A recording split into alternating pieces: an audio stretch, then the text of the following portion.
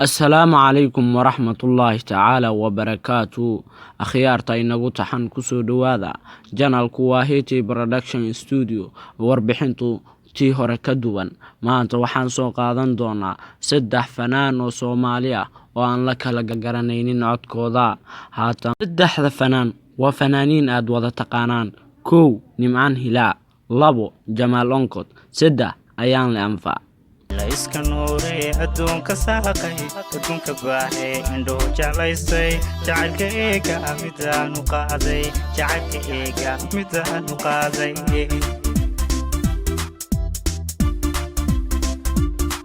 haddaan nasabay kalgacal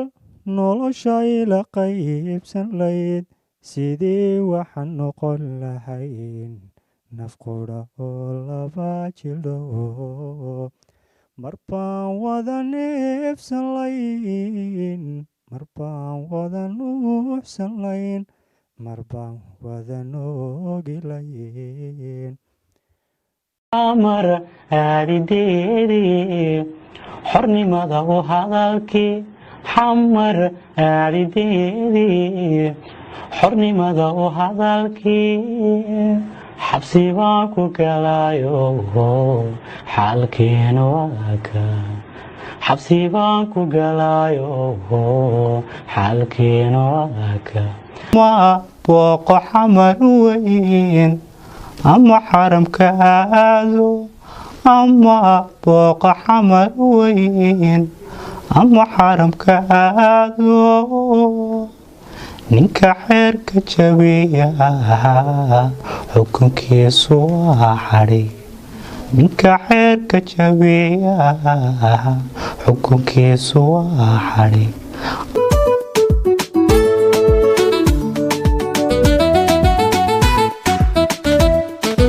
ifka ruuxa kugu weyn ama kula walaalka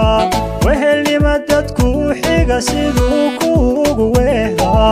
adna loo wanaajaa siduu kuugu weehdaa adna loo wanaajaa marbaan wada neefsan layn marbaan wada nuuxsan layn marbaan wada noogi layn addoona barka damqado axbay odhan layniyato kajaadiinuu jinlayd dareen naxariis wato naftiga quustiyo sawiga dhidigabaadunba ugu dhagaanuglaao adi soo dhawiye dhaawicii horeyn qabay waxaad tahay dhakhtaradii mudaiga dhegeyso wadi dhiirigelise haddii aad dhaqaadood inaad dhoofta jeceshahay haddii aad dhaqaadood inaad dhoofta jeceshahay gaadhiga dhaqsanay ku sidaa ma dheeliyo umaseedhina haylahay dhantahay kuma tuso dhibaato ayandana nasiibiyo tihulare hagaadhi